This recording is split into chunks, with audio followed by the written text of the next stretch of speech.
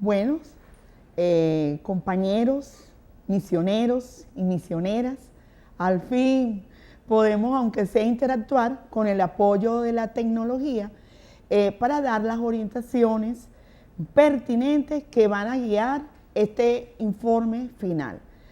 Saben, y ya lo hemos conversado en otras oportunidades, que no es algo que es una camisa de fuerza. Por el contrario, va a tener indudablemente la flexibilidad propia del contexto donde a usted le ha tocado laborar, desde la personalidad de ustedes, su producción escrita. Lo que nos preocupa, y es la razón de ser por la que decidimos apoyarnos en este gran recurso, es que no quede nada por fuera en ese informe final. Recuerden, lo hemos hablado en muchas oportunidades, que todo este trabajo es totalmente inédito. Primera vez que tenemos la oportunidad, los docentes de Venezuela, de poder sistematizar nuestra propia praxis de una manera espontánea, sin atadura. Leemos parte de lo que voy a comentarles hoy, y el grupo del colectivo de los tutores nacionales es con la finalidad de más o menos seguir un orden para darle calidad a ese trabajo que por primera vez estábamos proyectando desde la micromisión Simón Rodríguez, en este caso muy particular, del área de memoria, territorio y ciudadanía. Recordarán que en ese esquema que nosotros ya hemos socializado con ustedes, hay una primera parte que está relacionada con el contexto, que es una mezcla de autobiografía. ¿Qué elemento es clave que a ustedes no se les olvide? Que en ese proceso, cuando ustedes lo inicien, no deben comenzar, yo nací en Caracas, yo nací en Valencia y mis padres fueron, no. Esa no es la idea en este tipo de trabajo, sino hacer una pequeña caracterización del contexto, de la década en que a ustedes les correspondió vivir, porque de una u otra manera, mientras ustedes van a ir tejiendo su trabajo, van a percibir la relevancia de poder hacer referencia en qué contexto a ustedes les tocó nacer y formarse progresivamente, y cómo eso va a influir posteriormente en su personalidad y sobre todo en su rol docente. En ese mismo aspecto es clave que cuando hablen de ese contexto histórico, indudablemente a uno lo marca el contexto familiar de uno viene. No necesariamente decir, fueron mis padres, fulanito y sutanito, no, sino el grupo familiar, qué características, qué elementos de valores ustedes sienten que heredaron, que han ayudado a su praxis como docente. Recuerden que todo debe girar en su condición docente.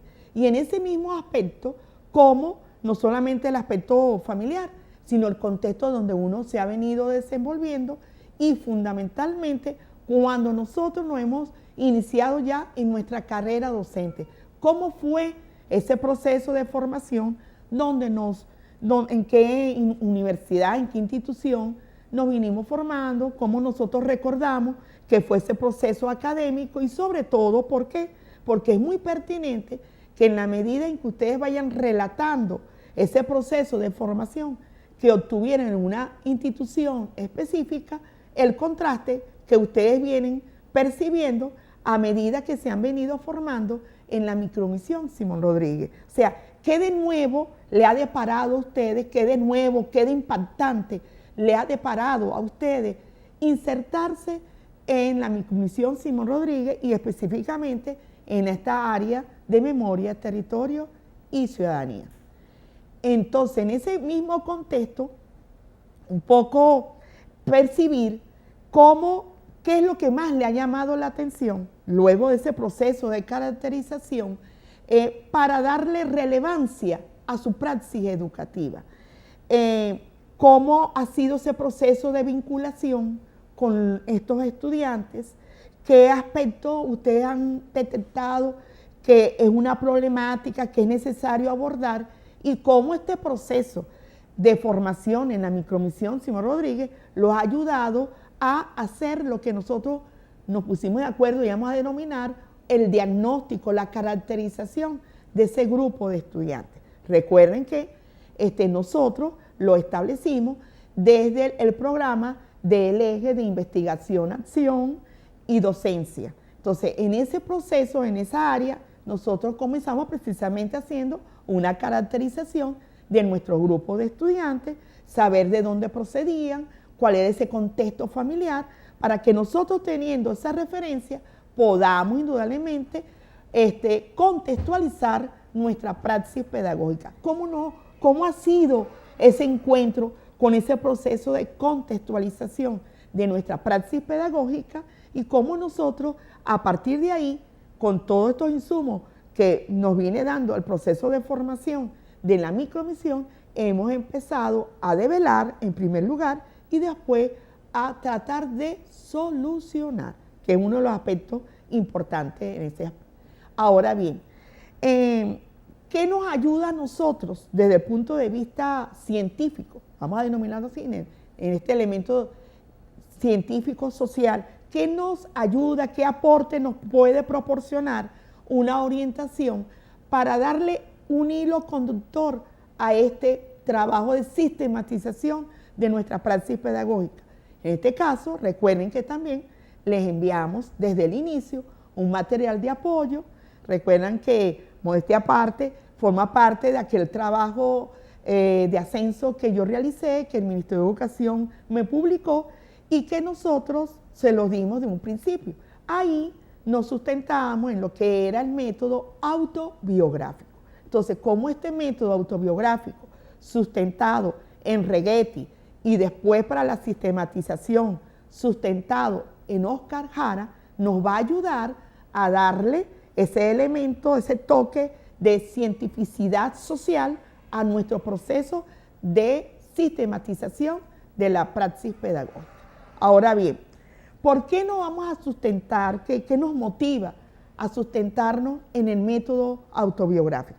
Parte de lo que nos dice este autor Reggetti es porque él nos va a permitir que nosotros nos paseemos por todo ese proceso de formación que hemos tenido, académico, lo vamos interpretando, siempre en interacción con nuestra praxis. Un poco, pongamos, si yo me considero que cuando yo llegué al proceso de la micromisión, era un docente memorístico, era un docente eurocentrista, que lo que a mí me interesaba era lo que estaba en los libros, un docente apegado a los libros. ¿Qué me ha ayudado a mí a reflexionar cuando he estado con mis estudiantes y en el proceso de formación de la micromisión Simón Rodríguez, de que desde el ámbito de las ciencias sociales yo no puedo ser un docente que induce al memorismo, que induce a un elemento todo el tiempo eurocéntrico? Si nuestra línea de acción, como ya lo hemos, en nuestras interacciones hemos hecho énfasis en que nuestro proceso de formación es descolonizador. Y ese descolonizador significa, por eso hemos hecho el énfasis en el enfoque histórico, significa que debemos partir del contexto local donde se desenvuelven nuestros estudiantes y cómo de ese contexto local nos vamos interrelacionando con otras escalas. Entonces, por primera vez, rompemos ese elemento eurocéntrico de que no se tomaba en cuenta nuestras comunidades, que eso no era historia y que no nos sentíamos como sujetos históricos, aunado a que siempre teníamos como referencia todo lo que es el elemento europeo. No, ahora hemos empezado a vernos desde nuestra América, a vernos hacia nuestro interior. Y en ese sentido, es muy importante que ustedes perciban, que ustedes digan en su producción escrita, cuál ha sido el impacto de conocer el contexto donde está insertada la institución donde ustedes laboran. ¿Cuál ha sido ese impacto de ver la diversidad cultural de esos estudiantes que ustedes han tenido, que ustedes han venido formando, y cómo eso ha generado en ustedes una gran reflexión de que la praxis hay que contextualizarla? No importa lo que esté establecido en un programa, sino que nosotros tenemos que partir, antes de darle inicio, viabilidad al programa, a lo que nos esté estableciendo el diseño curricular, tenemos que partir primero de la realidad de ese joven, de esa problemática que en él se está generando y que nosotros desde las ciencias sociales vamos a ir canalizando. Entonces, un poco iniciar la reflexión del trabajo sobre aquellos aspectos que comienzan a impactarnos desde el mismo momento en que empezamos a vincular como docentes en la institución donde nos ha tocado laborar. ¿Por qué cuando le hemos mencionado que es inédito el trabajo? Es porque generalmente en un proceso de elaboración de un trabajo de grado era que sí, planteamiento del problema, marco teórico, metodología. No, aquí tienes que nosotros escudriñar, investigar y nuestro proceso de formación que estamos generando y al mismo tiempo en el proceso de formación que estamos recibiendo de la micromisión. Por eso se da un encuentro de intersubjetividades. En este caso, mi condición de docente que se está formando para un área específica, en este particular, Memoria, Territorio y Ciudadanía, que como ustedes saben, ahora pasa a llamarse Historia, Geografía y Ciudadanía. Entra también la interacción de mis estudiantes con los que yo estoy interactuando y el contexto donde ellos están. Entonces hay un encuentro de intersubjetividades y que a su vez el método autobiográfico permite, nadie nos va a decir que estamos locos, no, todo lo contrario, permite que nosotros conversemos con nosotros mismos, reflexionemos sobre cómo lo estamos haciendo, qué pertinencia tiene una toma de decisiones, en qué debemos nosotros seguir fortaleciendo nuestro hacer pedagógico para poder dar respuesta a la problemática que hemos empezado a percibir tienen nuestros estudiantes. O sea, en otros términos, que yo me atrevería a decir que por primera vez desde nuestra praxis pedagógica vamos a empezar a darle un carácter social realmente a la escuela, que no es simplemente para que ellos vengan a recibir unos conocimientos en el elemento eminentemente cognitivo, no, lo nuestro es una formación eminentemente integral. Por esa razón, recuerden, en nuestro proceso de formación hemos tenido 4 programas y en uno específicamente hablamos de contexto y transdisciplinaridad con mira a que nosotros también interactuemos con ese espacio comunal donde están nuestros estudiantes, que es la institución donde laboramos. Ahora bien, ¿qué nos dice específicamente, qué nos ayuda? Hay unas cuantas citas importantes dentro de lo que es el método autobiográfico que nos dice Reggetti y dice que representa un claro ejemplo de la aplicación de la pedagogía orientada hacia lo social.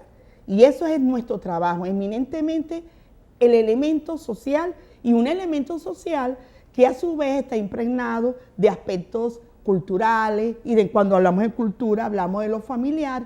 Recuerden que ahora tenemos dentro de nuestro ámbito de plan de estudio lo que es convivencia y orientación y lo que tenemos los centros de interés. ¿Por qué le hago referencia a esto?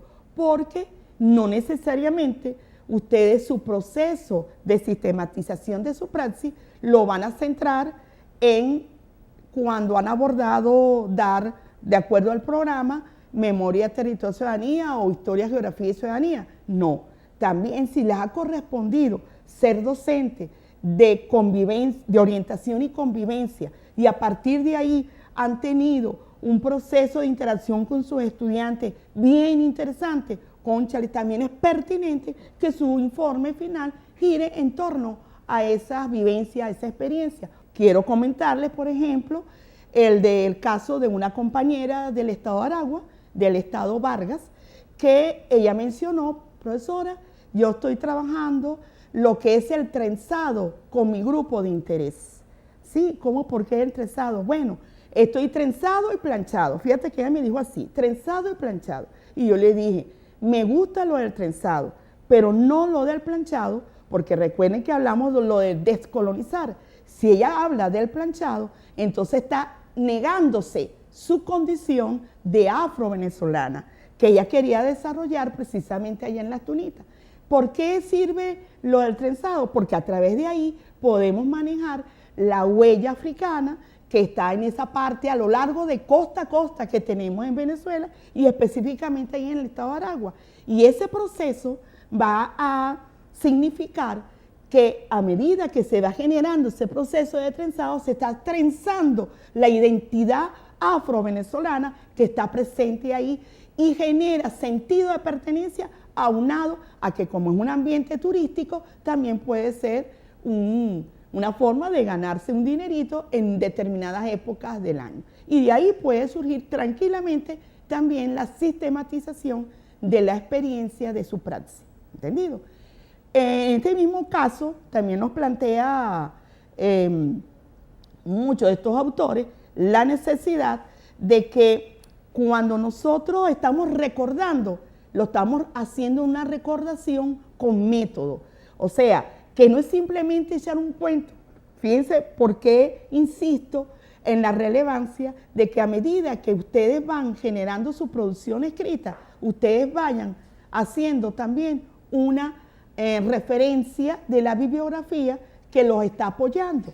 Porque para el lector, para las personas que van a leer su trabajo, queda entonces de manifiesto que ustedes también se están apoyando, no es un cuento lo que ustedes están echando, sino que con toda una construcción científica lo están realizando. Así nos lo dice Reggetti y muchas citas que ustedes pueden encontrar en ese material que le dimos al inicio de este proceso de formación.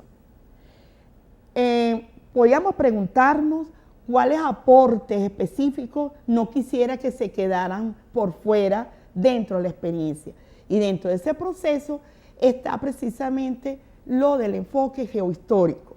Uno de los grandes aportes que hemos tenido, que yo considero que hemos tenido y que a la vez les va a servir a ustedes de apoyo en su proceso de socialización de sus experiencias cuando se dé el encuentro con los jurados, es la producción geohistórica que ustedes han venido generando. Recuerden que les pedimos que hicieran una caracterización de sus estudiantes para saber de dónde venían, cómo eran las características de su grupo familiar.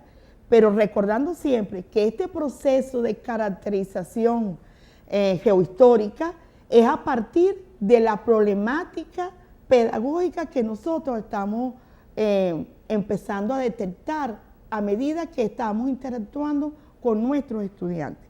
Algo que también es muy importante que ustedes vayan realizando a medida que van avanzando es siempre hacer vamos a llamarlo la confrontación de cómo ustedes habían percibido el proceso de enseñanza de las ciencias sociales y cómo ustedes lo han venido enriqueciendo a través de la formación que vienen recibiendo en memoria, territorio y ciudadanía y sobre todo a partir de esa experiencia, de ese encuentro de diálogo de saberes que han tenido con sus estudiantes, con los padres y representantes, con la gente en la comunidad.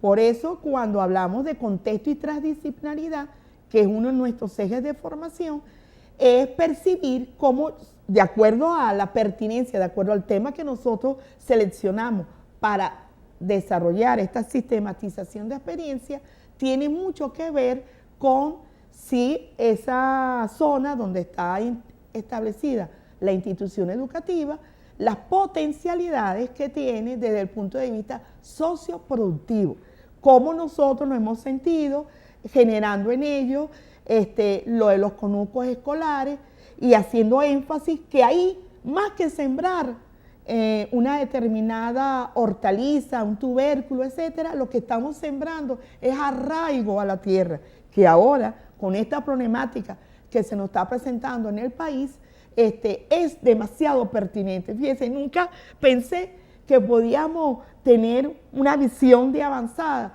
con este proceso de formación, porque recuerden que nunca hemos dejado de empezar a tejer en este proceso de formación la pertinencia de trabajar lo socioproductivo, no como algo de moda, sino para sembrar identidad, para entender que a medida que estamos sembrando y estamos cultivando, estamos generando y sembrando nuestras raíces de soberanía, nuestras raíces y fortaleza de independencia tan pertinente en este momento.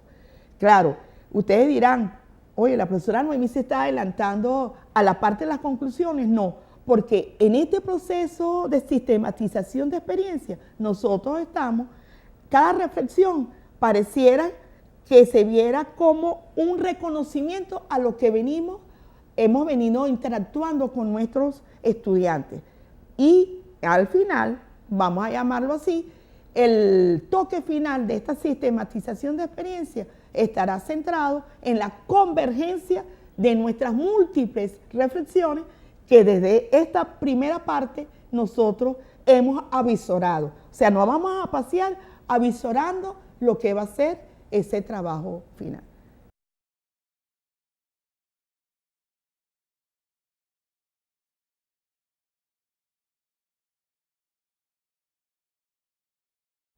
Siguiendo un poco con la perspectiva de las orientaciones que hemos venido proporcionando, indudablemente no podía faltar uno de los elementos pertinentes que está sustentado en la pedagogía crítica.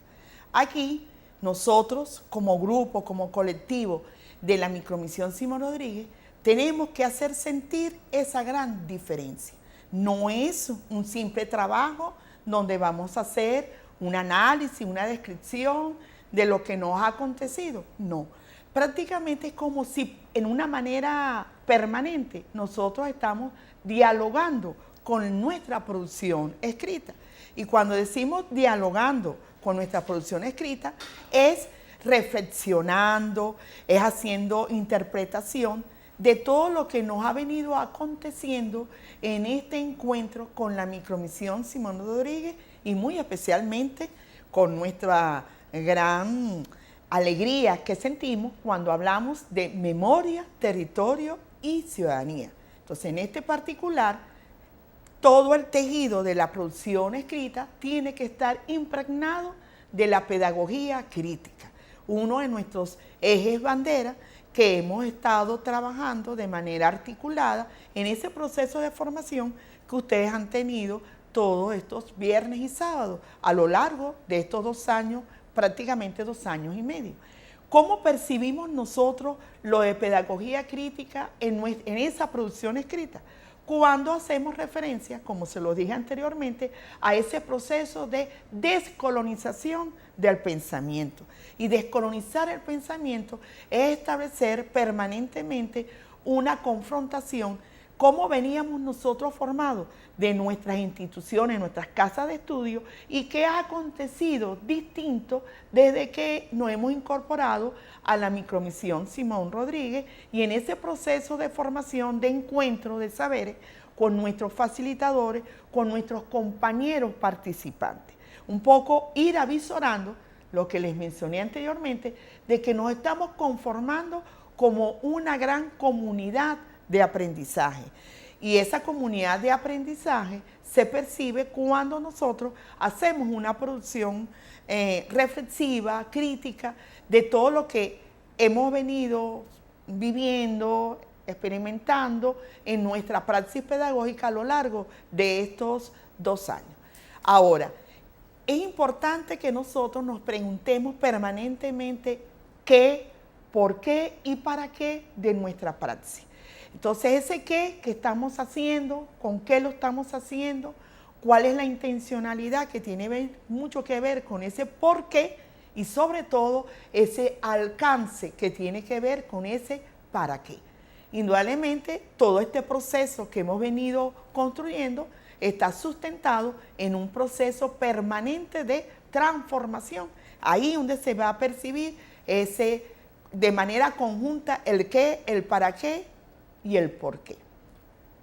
En ese particular, cuando a manera de ejemplo, cuando nosotros estamos reflexionando ese proceso de transformación que se está generando en nosotros desde que nos incorporamos a la micromisión y lo estamos argumentando, ahí nos estamos reconociendo los errores que posiblemente teníamos en nuestra formación. ¿Por qué nosotros, si nosotros reconocemos que teníamos errores, que había algo que no llegaba como debía ser y que nos ha generado una reflexión a través de esa interacción con nuestros participantes? Ese es un proceso de reflexión que está sustentado en la pedagogía crítica, porque estamos siendo sinceros con nosotros mismos y estamos percibiendo que no era ser un dador de clases, todo lo contrario, era formar a un republicano, es formar a un ciudadano, nuestra misión. Entonces, en ese sentido, cuando estamos haciendo ese tejido, ¿verdad? Es sentir que en ese proceso de transformación, donde estamos respetando al otro, donde estamos haciendo praxis real de un pensamiento democrático, de un pensamiento de concientización, ese es el proceso de transformación liberadora que estamos generando a través de esa producción escrita impregnada de pedagogía crítica.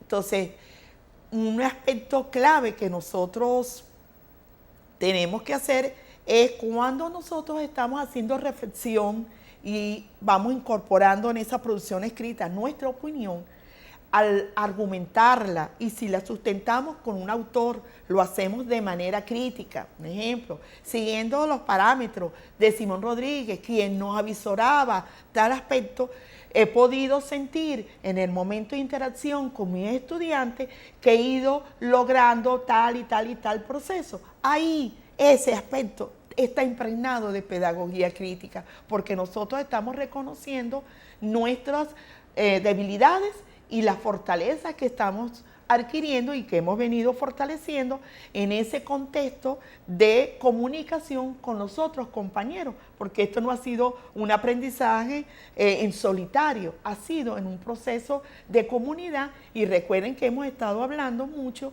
la necesidad de hacer énfasis en nuestra producción escrita de lo que ha sido ese aprendizaje colectivo, porque es parte de lo que nosotros no veníamos formados de nuestras universidades, siempre individualistas. Aquí le damos apertura a ese proceso de interacción con el otro, como aprendemos, y reconociendo nuestras debilidades y las fortalezas y potencialidades que estamos adquiriendo cuando interactuamos con nuestros compañeros y muy especialmente con nuestros estudiantes. Entonces, estamos cambiando de posición.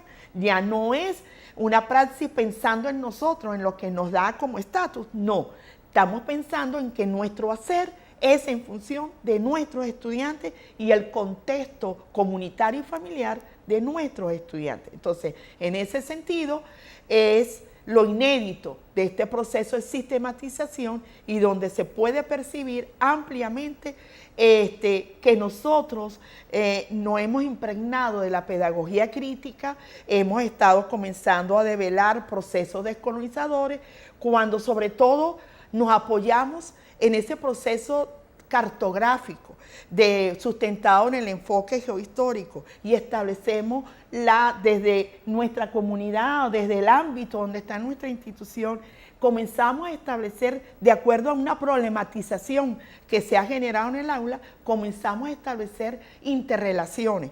Oye, eso será maravilloso para poder ir comprendiendo por proceso, por interrelación, lo que nos está aconteciendo y haciendo que nuestros estudiantes vayan tomando conciencia desde el respeto, desde esa autonomía. Ahí estamos impregnando y dando a entender que nuestro proceso de producción escrita está sustentado en la pedagogía crítica.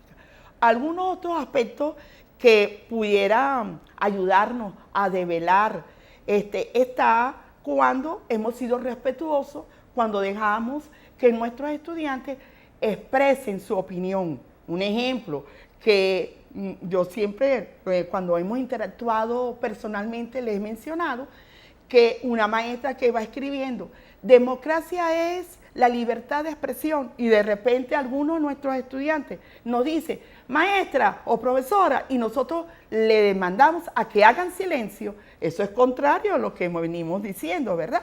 Entonces, es que se perciba la verdadera democracia en el aula, cuando respetamos, aunque piense distinto a nuestros estudiantes, respetamos su opinión. Ahí estamos evidenciando que realmente en nosotros se ha venido generando un cambio y ahora somos respetuosos de la opinión del otro, de cómo se expresa, de cómo siente el otro y sobre todo cuando le estamos impregnando a nuestra práctica elementos humanistas, ahí está presente esa pedagogía crítica. Esperamos que en ese proceso, en ese tejido que van a ir ustedes tejiendo, no obvien por nada del mundo esto que hemos querido hacer énfasis, recuerden, dentro de nuestros ejes, y que bueno, quien realmente se lo iba a decir era la profesora Adriana Marciana. Ustedes estarán extrañando esos ojos azules que no tienen nada que ver con los míos, pero bueno, la profe ahora está precisamente en un aspecto que nosotros también nos vamos a ir incorporando progresivamente, que ustedes van a ser parte de ese proceso que tiene que ver con la chamba juvenil.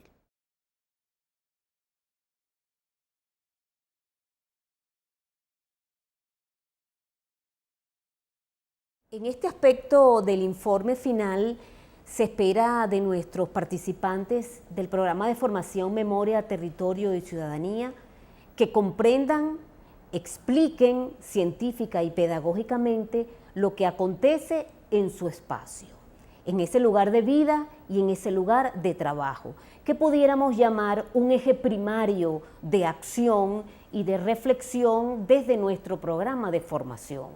Ese eje primario está conformado entre el lugar de vivienda y el lugar de trabajo. A partir de allí, nuestros participantes deben observar científicamente su espacio. ¿Qué significa eso?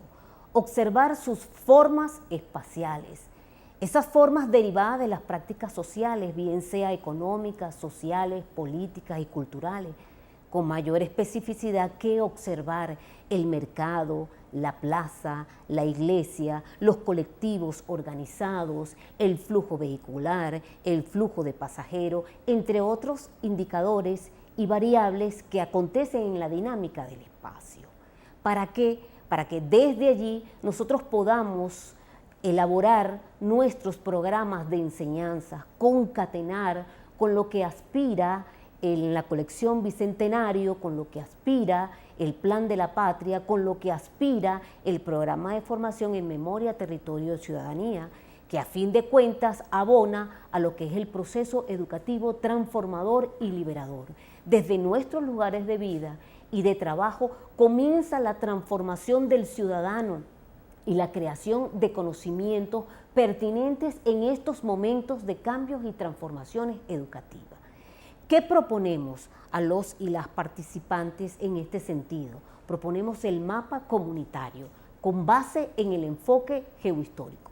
Una escuela que lideriza el maestro Ramón Adolfo Tovar López desde la década del 70, junto a un equipo de profesionales dedicados al análisis, el entendimiento del espacio y a la producción de recursos pedagógicos y científicos en la mención ciencias sociales. Este equipo de trabajo ahora se ha abocado a apoyar el programa de formación en Memoria, Territorio y Ciudadanía, y uno de sus recursos principales es el mapa.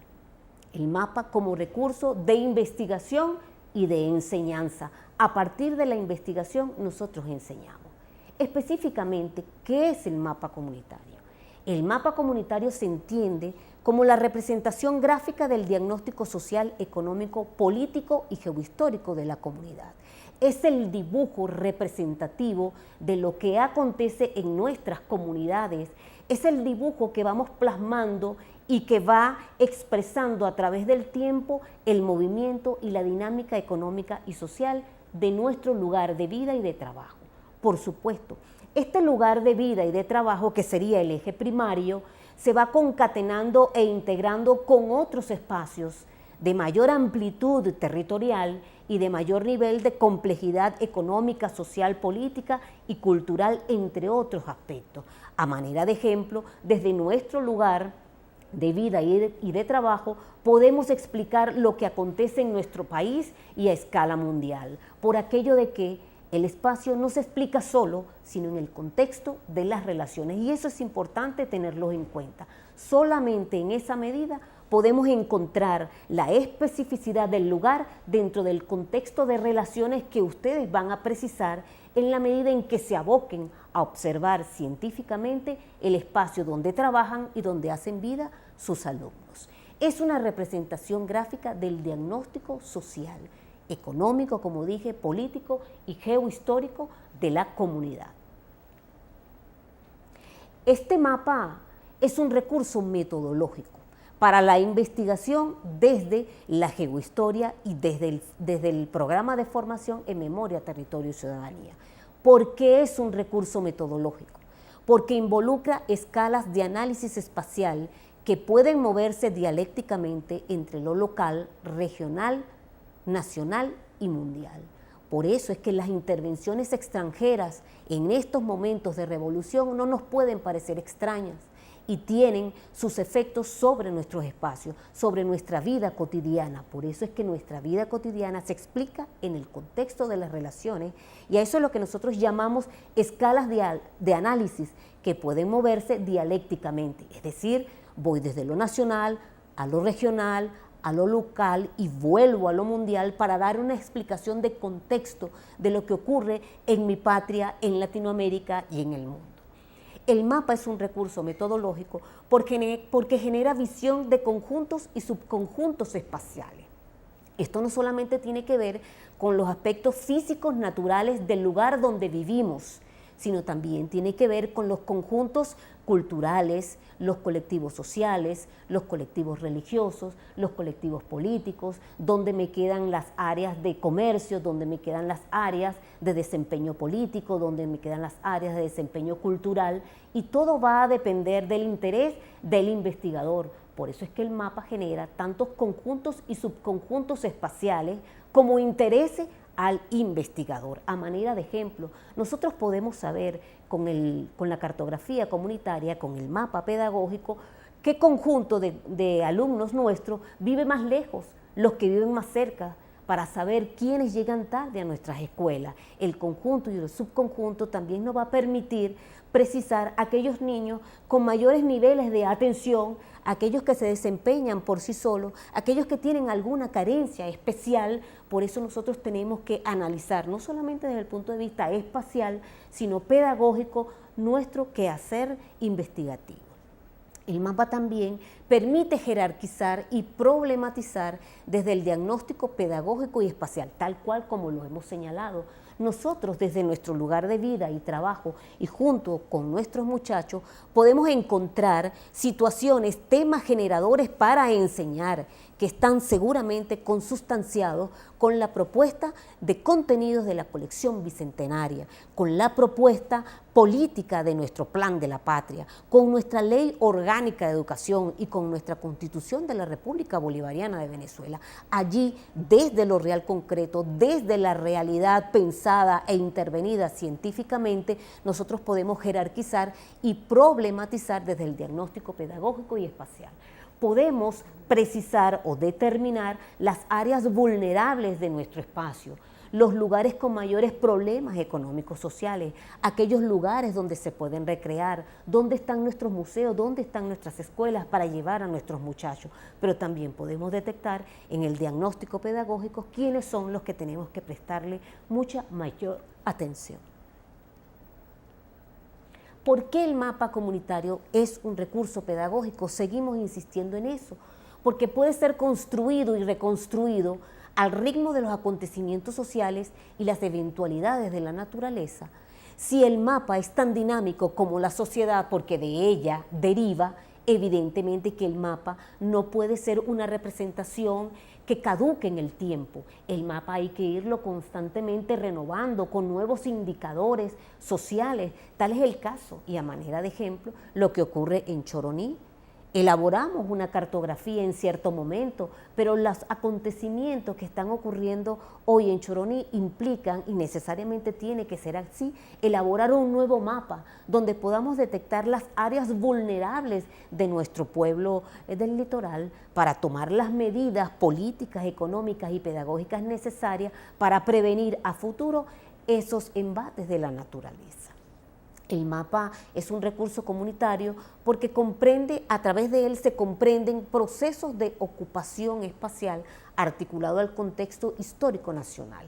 Si eso es allí, podemos entender desde esa premisa por qué el centro norte venezolano concentra la población que tiene. Si nosotros sumamos ocupación espacial al proceso histórico, entonces podemos explicar históricamente por qué el centro norte es el lugar donde se emplaza el peso de la población, el mayor número de la población en Venezuela. No solamente eso, sino por qué cambia y se transforman nuestras barriadas, por qué cambia y se transforman nuestras urbanizaciones, a qué dinámica obedecen ellas. Probablemente sea una ciudad muy pequeña, pero que a partir de la inversión de capital, la inversión del Estado venezolano en materia de obras públicas, de saneamiento, en materia de inversión económica, es probable que nuestra pequeña localidad se convierta en un factor atrayente de población y es lo que puede explicar los cambios y las transformaciones, es decir, es lo que puede explicar el proceso de ocupación espacial. En la elaboración de la cartografía geohistórica confluyen saberes populares y científicos para generar conocimientos útiles a la sociedad. No solamente saben elaborar mapas las instituciones gubernamentales encargadas de ellas. Nuestro pueblo siempre ha sabido elaborar sus referencias espaciales, siempre ha sabido dibujar el lugar donde vive y hacia dónde se traslada, que serían los referentes espaciales para orientarse en el espacio. Por eso tenemos que tener plena convicción de que podemos hacer nuestros mapas porque vivimos en el lugar que estamos interviniendo. Nuestros mapas lo que tienen es el requerimiento de entender el análisis espacial para poder construirlo. Nosotros podemos, desde el análisis espacial, plantear situaciones susceptibles de investigación e intervención pedagógica. A manera de ejemplo, el joven César Carrillo, estudiante del Departamento de Ciencias Sociales, elaboró 2 cartografías en 2 tiempos en el año en que estuvimos interactuando y formándonos, intercambiando conocimientos. Se trata del barrio Los Cocos, la poligonal número 2 en el estado Aragua y fue construido en el año 2013. Fíjense que en el primer mapa, él identifica en el léxico su escuela, el comercio, dónde viven las personas con discapacidad, dónde queda la cancha y dónde queda el mercal, el torreón y el ambulatorio. Si se fijan bien en ese primer mapa, entonces en la esquina superior derecha se agrupan lo que es el mercal, la cancha, el ambulatorio y seguramente allí vivirá una persona con algún nivel de discapacidad. Vean el segundo, que está en la misma diapositiva. En el segundo mapa, él elabora y nomina áreas de alta vulnerabilidad. ¿Qué quiere decir eso? Que cuando se llueve, se inunda esa parte del barrio. La de azul oscuro es de alta vulnerabilidad. Los niveles de inundación sobrepasan los 20 centímetros de la casa, mientras que los de mediana vulnerabilidad se inunda también el barrio. Ese dato es importante para enseñar geografía desde lo geográfico, para tomar las medidas preventivas, para hacerle un llamado de atención a nuestros entes gubernamentales para que se aboquen junto con el colectivo docente y la comunidad en general a resolver los problemas que tiene la comunidad. Fíjense ustedes que en ese segundo mapa, en el área azul oscura, justamente se encuentra el lugar, el ambulatorio, donde la gente va a buscar auxilio Y si en el lugar donde la gente va a buscar auxilio es el lugar que se inunda, evidentemente hay que mover el ambulatorio a un espacio donde entonces nosotros podamos prestar la ayuda necesaria, donde podamos adquirir los alimentos, los insumos para un momento determinado o una semana de inundación. Pero fíjense ustedes que queda justamente en el área de alta vulnerabilidad. Esa es la utilidad del mapa, de la comprensión de la dinámica espacial. ¿Qué podemos enseñar, aparte de, por supuesto, la conciencia que debemos tener todos como pobladores, independientemente de los que cursen o no el programa de formación? Esto tiene que ser una manera de entender el espacio de la comunidad en pleno. ¿Qué podemos enseñar como temas indispensables? El conocimiento del espacio geográfico e historia de Venezuela, contenido en la colección bicentenaria. Los procesos económicos y la conformación de la población, las familias y las comunidades.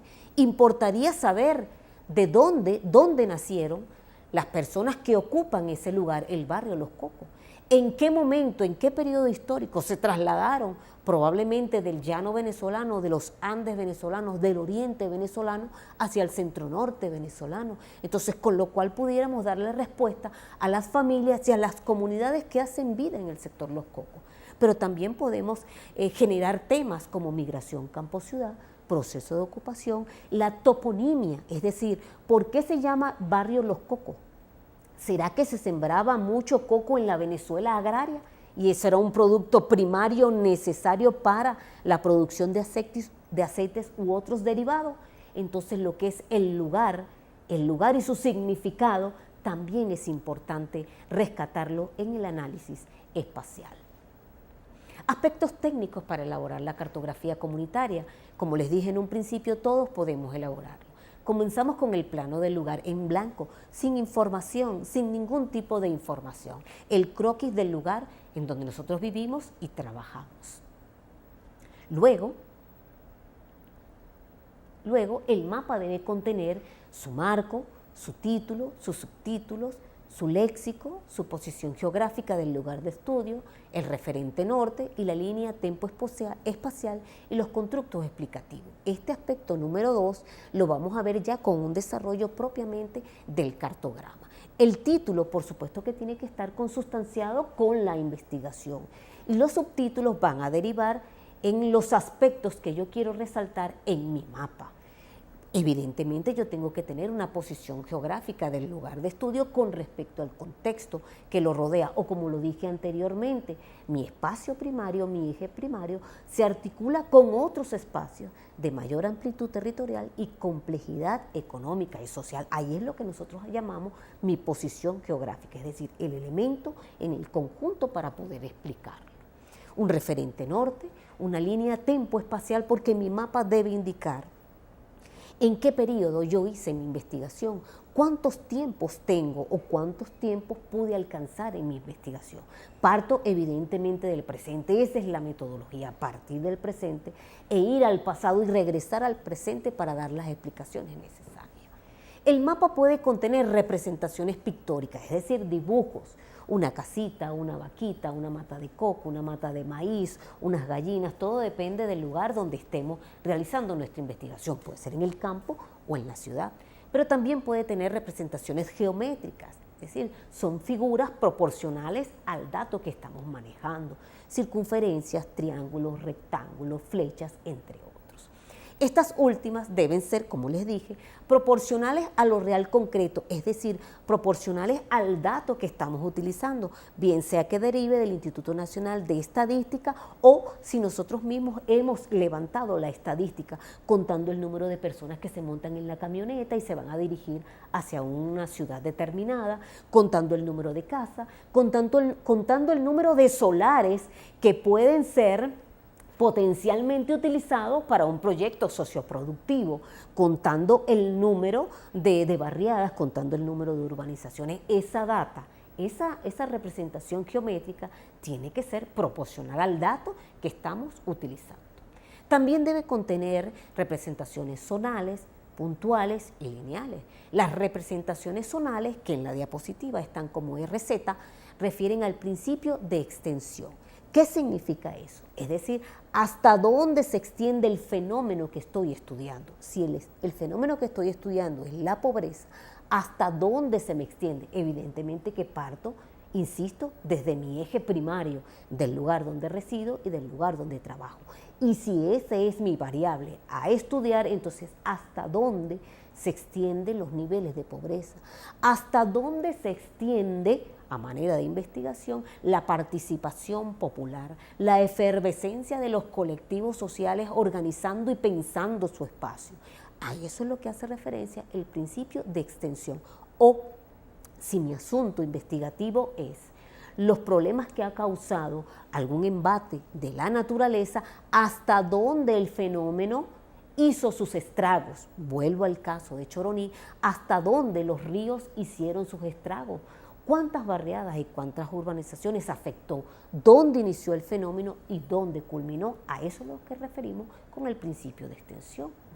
El principio de representación puntual, que en la diapositiva la tenemos como ERP, acude al principio de localización. Cuando queremos en el espacio precisar algo porque nos interesa, cuando de pronto queremos precisar dónde me queda el Simoncito, dónde me queda la aldea universitaria, dónde me queda el Ministerio de Educación, dónde me quedan los colectivos sociales organizados, las comunidades culturales, dónde están los grafiteros. Entonces nosotros podemos, desde las representaciones puntuales, identificar precisamente dónde están las variables e indicadores que me interesan resaltar en mi proceso de investigación.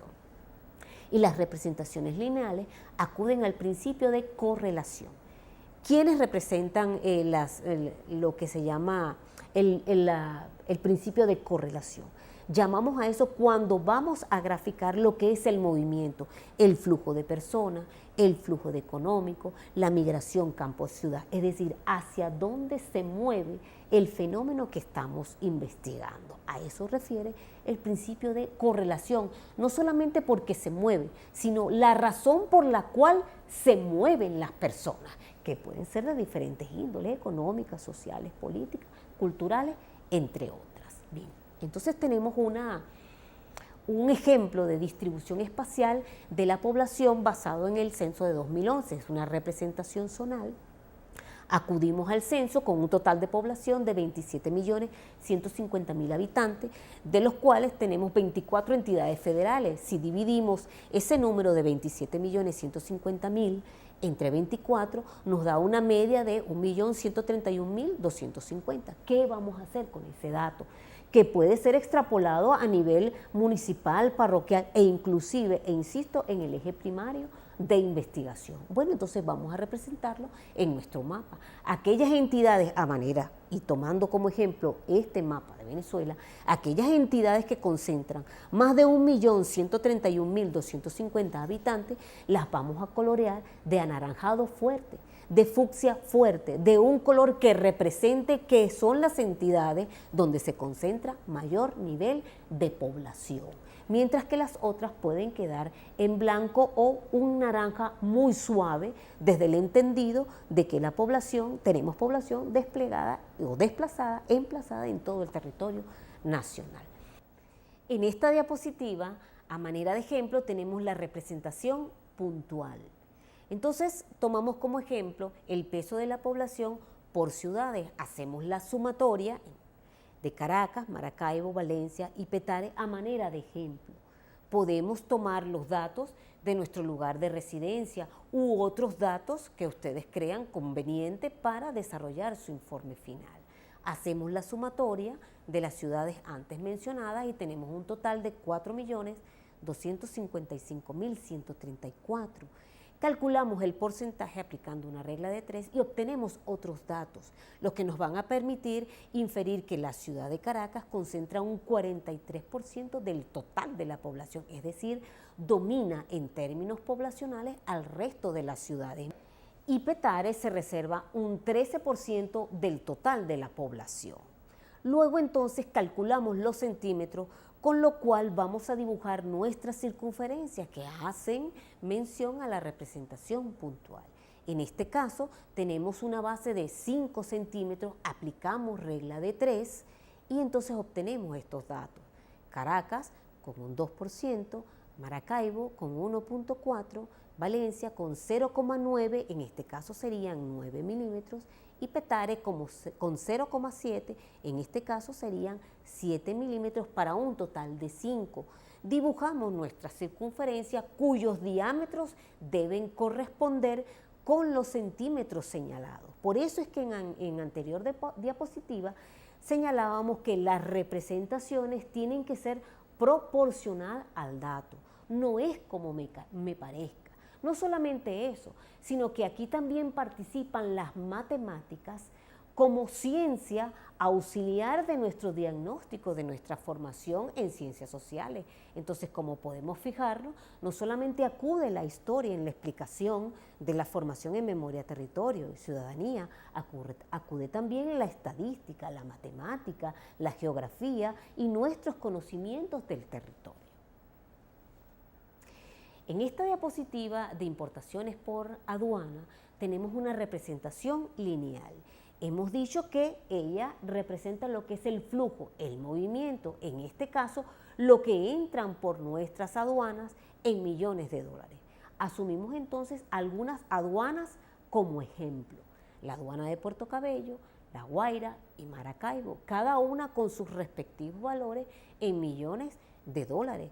Volvemos a hacer el mismo procedimiento estadístico, calculamos el porcentaje y luego los centímetros es la medida de cada una de las flechas. Si observan en la diapositiva, la aduana de Puerto Cabello tiene una distancia entre la punta de la flecha de 3,1 centímetros. Mientras que Maracaibo tiene la distancia entre las puntas de la flecha de 0,6 centímetros o lo que equivale a 6 milímetros. Colocamos cada una de nuestras figuras en el lugar correspondiente. Esto nos permite inferir que evidentemente la aduana de Puerto Cabello tiene un importante peso en términos de importación con respecto al resto de las aduanas del país. Eso se concatena o se correlaciona con el peso de la población que ya hemos dicho se concentra en el eje centro-norte costero, es decir, entre Miranda, Caracas, Aragua y Carabobo. Acá entonces juntamos, integramos para generar conocimientos, explicaciones, que lo dijimos anteriormente, explicación desde lo geohistórico, desde lo cartográfico como recurso. Entonces titulamos Dinámica socioeconómica en Venezuela, con base en los datos anteriormente señalados. Sin embargo, fíjense ustedes que aquí el léxico nos permite crear la estructura espacial, es decir, con base en las representaciones puntuales del peso de la población, vean ustedes, estimados profesionales, cómo se estructura la población en Venezuela, fundamentalmente en el eje de lo que es Caracas y Maracaibo. Tenemos también otra ciudad importante que es San Cristóbal y hacia el sur de Venezuela, Ciudad Bolívar. Allí está la estructura espacial. Fíjense ustedes cómo podemos reflexionar de una representación puntual donde nos interesa, donde en principio nos interesa cómo hacer la circunferencia y su valor proporcional, avanzamos hacia consideraciones como estructura espacial de la población en Venezuela. Es una nominación, es un repensamiento de lo que en principio pareciera una actividad mecánica, manual, matemática, para generar conocimiento sobre el emplazamiento poblacional de nuestro país. La pregunta interesante sería, ¿siempre ha sido así? Si partimos del presente, que este es nuestro presente, vamos hacia el pasado y podemos estudiar el comportamiento de la población en Venezuela con base en esa misma metodología. Ahora fíjense ustedes en esa misma diapositiva cómo titulamos áreas de influencia económica, es decir, son los óvalos de segmentos cortos que están en la parte inferior de la lámina. En este sentido, allí podemos inferir que Maracaibo tiene un área de influencia. Obsérvenlo en la diapositiva del mapa de Venezuela. Entonces, Maracaibo y su área de influencia, que incorpora el estado Lara, Táchira, Mérida y Trujillo. ¿Ha sido así siempre? Entonces la investigación histórica y geohistórica nos dará la respuesta si ese es el tema de interés para intercambiar conocimientos, crear conocimientos con nuestros jóvenes estudiantes. Vean ustedes el siguiente óvalo, es el centro norte de Venezuela, es decir, donde se concentra el mayor peso de la población. Fíjense ustedes que tienen la representación zonal, la representación puntual y la representación lineal concentrada en el eje Caracas-Valencia. Entonces, Caracas y su área de influencia. Por eso es que tiene sentido lo que planteaba el comandante Hugo Chávez de repensar el territorio en función de nuestras dinámicas. Entonces, en esa medida, vamos a ir madurando procesos de orden territorial para entender el comportamiento de nuestro país dentro de un sistema capitalista que lo organiza y le sirve como tal a sus fines de acumulación, expoliación, explotación, entre otros. Finalmente, en las áreas de influencia, tenemos lo que es el oriente del país. Entonces, ese tercer óvalo de segmentos cortos nos indican esa área de influencia hacia el oriente del país, liderada por Puerto La Cruz, Guanta, Nueva Esparta y Ciudad Bolívar. Entonces, fíjense ustedes, pasamos de la construcción matemática de las figuras a la explicación geohistórica de lo que acontece en la organización del espacio venezolano. También es importante señalar que a eso es lo que nosotros llamamos léxico, que es diferente a la leyenda. La leyenda describe, el léxico explica, y para acudir al léxico, entonces nosotros pensamos en las interpretaciones, en las correlaciones espaciales, para poder generar ideas interesantes a nuestros estudiantes. Con eso generamos conocimientos útiles a la sociedad. Bien. Seguimos entonces con el siguiente aspecto. En este caso, nosotros vamos a acudir a la categoría proceso periodización, contenido en la colección bicentenario como contenido a conversar, a construir con nuestros estudiantes. Entonces, planteamos el ejemplo de Choroní, Puerto Colombia, y titulamos Ocupación espacial desde 1622 hasta el año 2002, a propósito de que nuestro pueblo litoral está pasando ahorita por situaciones muy difíciles y sin embargo tiene el apoyo institucional para superarlo. En este caso, la investigación se hizo en el año 2002. Como pueden observar en la diapositiva, en su lado izquierdo tenemos el primer mapa que corresponde al año 1622. En ese tiempo solamente habían 2 centros poblados, Puerto Colombia y Choroní. El resto estaba ocupado por haciendas productoras de cacao, entiéndase Hacienda Playa Grande, Hacienda El Portete, Hacienda Santa Clara, y entre otros, por supuesto franqueado por nuestro Parque Nacional Henry Pittier. No obstante, ya en el 2002, vean ustedes cómo todo el microvalle está prácticamente poblado. Entonces tenemos urbanizaciones como el Submarinista, el Camping, Urbanización Dos Ríos, La Pantojera, Santa Clara. Y esas líneas inclinadas que ustedes observan en ese segundo mapa, el que está en la derecha, significa áreas de presión por expansión urbana. ¿Qué significa eso dentro de nuestro léxico? Que la población crece, que el turismo como actividad emergente en Choroní demanda de espacios para construir posadas, hoteles, restaurantes, entre otros, y ya el microvalle, como ustedes pueden observar, está poblado. Entonces las áreas por expansión son las que corresponden al bosque de galería. El bosque de galería protege al pueblo cuando llueve de la furia de sus ríos, de sus piedras y de sus árboles arrancados de raíz, que es lo que está ocurriendo ahorita, que si no respetamos las áreas de los bosques de la galería e intervenimos y ocupamos esos espacios, situaciones como las vividas en nuestro pueblo del litoral serán frecuentes, sí, tanto instituciones gubernamentales como desde la educación y desde la formación de nuestra ciudadanía, no tomamos conciencia del valor y la fragilidad del lugar que habitamos. Fíjense ustedes entonces lo que tenemos también como léxico. Hemos dicho el dominio.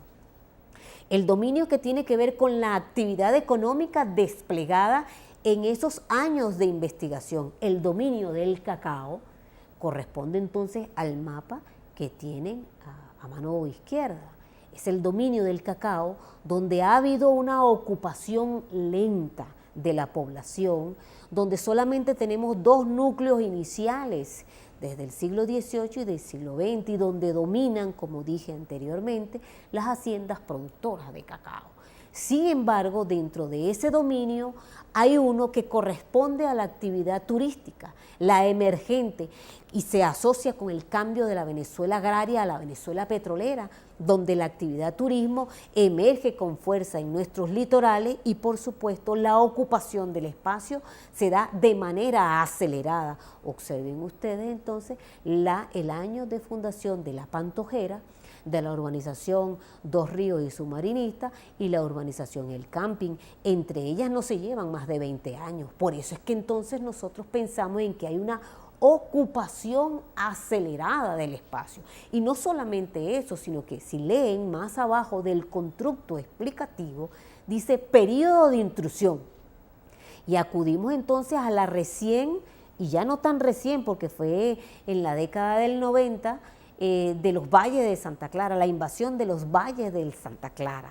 Entonces este es el periodo de intrusión que justamente está en las áreas de presión por expansión urbana, y seguramente otras barriadas, otros centros poblados estarán siendo ocupados además del valle de Santa Clara. Entonces con esto lo que pretendemos es que nuestros profesionales en memoria, territorio y ciudadanía y la población en general comprendan que podemos hacer mapas como recursos de investigación y enseñanza, y sobre todo para preservar la vida, para preservar la naturaleza, y que la manera de vivir con ella sea distinta de otra forma. Estos ejemplos que hemos mostrado para ustedes pueden hacerlo desde su ámbito de vida, desde su ámbito laboral. Tengan en cuenta, jóvenes profesionales, que toda la cartografía que ustedes van a producir es inédita, no existe en el país, y vamos a contribuir al conocimiento del lugar donde nosotros vivimos, donde nosotros trabajamos. Los diagnósticos espaciales y los diagnósticos pedagógicos contribuirán ampliamente con esta transformación curricular pertinente en tiempos de revolución. Ahora, no solamente es la elaboración, sino que es la sistematización de su informe final. Cada cartografía tiene que tener una explicación. ¿Cuántos cartogramas? Lo que ustedes decidan. Tantos como sea necesario explicarse y explicar una dinámica. Van correlacionados. Los mapas nunca son anexos. Los mapas van concatenados con la investigación que hagamos desde nuestra escuela y desde nuestro lugar de vida. También importa reconocer quiénes nos ayudaron a hacer los mapas. Nos ayudaron a hacer los mapas los niños, los jóvenes que están con nosotros en nuestras aulas de clase. Nos ayudó la comunidad, nos ayudaron los entes públicos, a la gente que hay que agradecerle que nos haya podido ofrecer los datos del Instituto Nacional de Estadística, a la gente de conocimientos. Como hemos dicho, el mapa es el intercambio de saberes populares, el intercambio de saberes científicos, esa gente que nos ayudó a entender el espacio que en principio, y cuando comenzamos la formación en memoria, territorio y ciudadanía, transitábamos sin prestarle mucha atención. No nos fijábamos de las informaciones extraordinarias que nos brindan el espacio. Nos tomábamos la camioneta, íbamos a nuestros trabajos y con la misma regresábamos sin prestarle atención. Hoy estoy absolutamente segura que no hay lugar que no recorramos sin pensar en memoria, territorio y ciudadanía, sin pensar en geohistoria, sin pensar en nuestro espacio.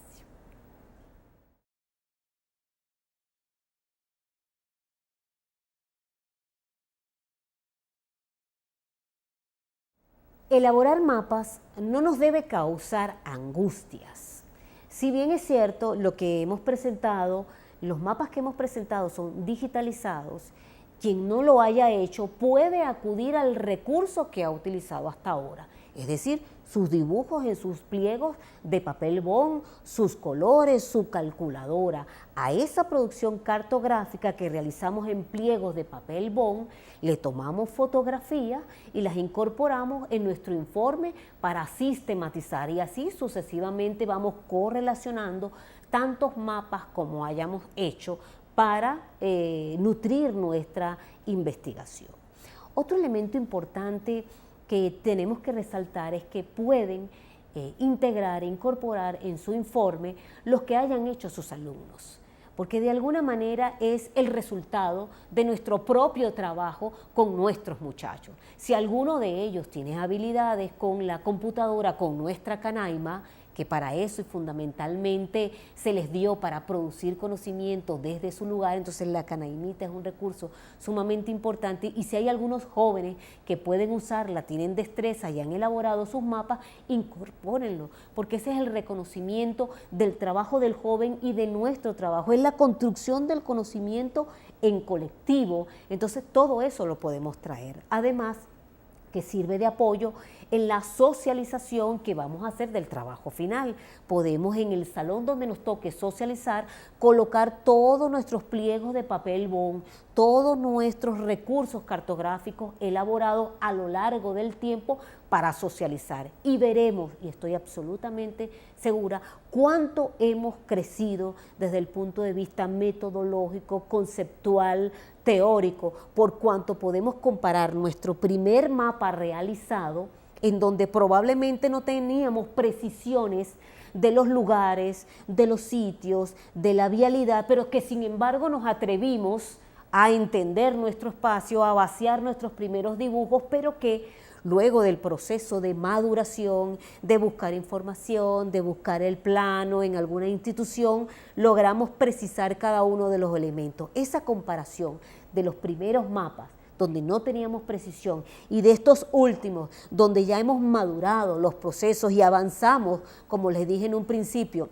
el mapa no es el último recurso y no es el único recurso. El mapa es tan dinámico como su sociedad, lo que quiere decir que lo que presenten ahorita puede ser susceptible de cambio y transformación. Por eso es que el mapa no nos debe generar angustia. Colocamos en nuestras paredes para socializar ese mapa que hicimos en un principio y este último para que veamos lo que es el proceso de maduración, e incluso también es una manera crítica de autoevaluarnos, de sincerarnos con nuestra propia formación, que si bien en un principio no dominábamos las técnicas, no dominábamos lo teórico y lo metodológico, pues ahora sí, y de allí avanzamos hacia otras producciones inéditas, porque como les dije, no existen en el país. También hay un recurso importante que les ayuda a realizar el mapa, lo que es el trabajo de campo. Generalmente el recorrido de la escuela a la universidad, de la escuela a nuestro lugar de vida, nos permite familiarizarnos con las formas espaciales, con lo que hay en el lugar, interpretarlo. El espacio nos ofrece incógnitas, el espacio nos ofrece preguntas, y el investigador de lo social tiene el reto de responderla. ¿Por qué ocurre esto en mi espacio? ¿Para qué? Y eso se puede explicar, se puede comprender si nosotros pateamos nuestro espacio, nosotros lo recorremos, lo vivimos, lo disfrutamos, lo pensamos y vamos anotando en nuestro diario, en nuestros cuadernos, qué vimos, cuáles son las posibles relaciones y correlaciones que podamos establecer en el espacio para explicarlo. Entonces, el trabajo de campo también es un recurso importante que puede estar en el proceso de sistematización de nuestro informe final. La fotografía como recurso también nos permite tener evidencia, testimonio gráfico de lo que fue en algún momento nuestro espacio y de lo que es. Entonces acudimos a lo que es no solo la periodización, sino a los cambios y las transformaciones que ha sufrido el espacio. En consecuencia, la fotografía vista y comprendida desde el punto de vista geohistórico nos va a permitir también hacer unos señalamientos importantes en nuestro trabajo final. Recuerden que el proceso de sistematización tenemos que tener en cuenta un eje central, un eje medular, un hilo conductor que nos permita en la lectura del informe y por supuesto que en el desempeño de su formación, saber qué intenciones investigativas tuvieron a lo largo de su formación en memoria, territorio y ciudadanía. Este eje conductor puede partir de una problemática detectada desde el punto de vista pedagógico o desde el punto de vista espacial. Pueden haber temas específicos como los necesarios en este momento, por ejemplo, lo que es los patios productivos. Si desde un principio que vimos el seminario número 1, vencer la renta, la cultura de la renta, si lo recuerdan perfectamente, nosotros abogábamos por la agricultura urbana, por promover los patios productivos, por hacer el conuco urbano, porque cada uno de nosotros tomara conciencia del asunto productivo para vencer el rentismo petrolero. Si ese tema quedó en el corazón y en la praxis y así se llevó durante la formación, evidentemente que nosotros en el informe final vamos a tener una problemática alimentaria, pero también soluciones posibles desde la agricultura urbana. Entonces ese tema debe permear, debe incorporarse en todo lo que es la sistematización desde nuestra primera fase, que es nuestra vida personal.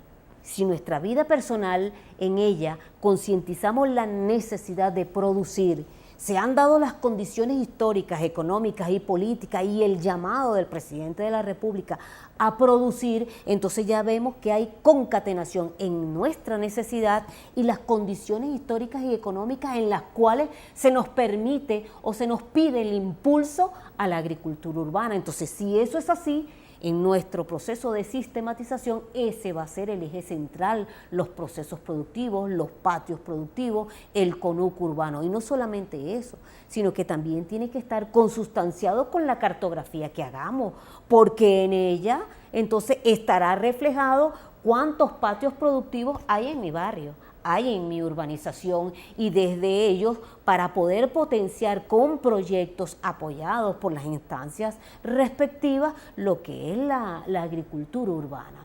Si nuestro problema es el de desabastecimiento, pues también debe privar la misma lógica. Detectamos el problema, la problematización y avanzamos entonces a sus posibles soluciones, porque evidentemente el pueblo tiene las respuestas en sus manos. Si el problema es de praxis pedagógica, si son los niños los que les parece que hasta entonces esa historia clásica y esa geografía tradicional, repetitiva y memorística no les permitía avanzar, aflorar, explotar su ingenio y su creatividad, pues es el momento entonces, si esa es la problemática pedagógica, de invitar a nuestros alumnos a avanzar en la construcción de un saber geohistórico diferente, donde ellos son protagonistas, donde ellos tienen conocimiento, que ellos son parte de la construcción del conocimiento en colectivo, ellos son parte de la historia, ellos son parte del espacio. Entonces, por eso nuestra sistematización debe tener un hilo conductor, un tema central que hayamos podido desarrollar durante estos 2 años de formación. Que ha habido cambio, que yo comencé tal vez con un tema, pero de pronto las circunstancias y las situaciones específicas de los lugares me hicieron virar un tanto hacia otros temas. ¿Es posible? Claro que sí. Siempre, aun cuando es posible, siempre hay maneras de relacionar los temas. Si yo comienzo con los problemas de aprendizaje y pedagogía del joven que está cansado de la geografía y la historia tradicional, y asumo memoria, territorio y ciudadanía, desde él puedo explicarle a los jóvenes problemas de desabastecimiento, problemas de producción en nuestro país, el problema migratorio campo-ciudad, la concentración de población en nuestras principales ciudades u otros temas que ustedes desde el interés investigativo tengan a bien. Cada uno de los temas que nosotros pretendamos abordar en nuestro informe final es importante.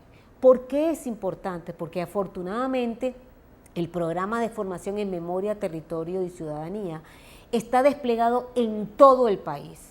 en todos los rincones de este país hay alguien que está formándose en memoria, territorio y ciudadanía. Hay alguien que nos trae para conocimiento del mundo qué es lo que se hace en su lugar, qué es lo que se hace en su barrio, qué es lo que se hace en su campo.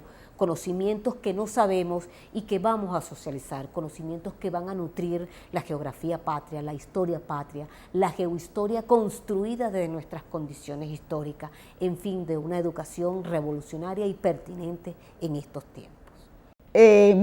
Misioneros y misioneras.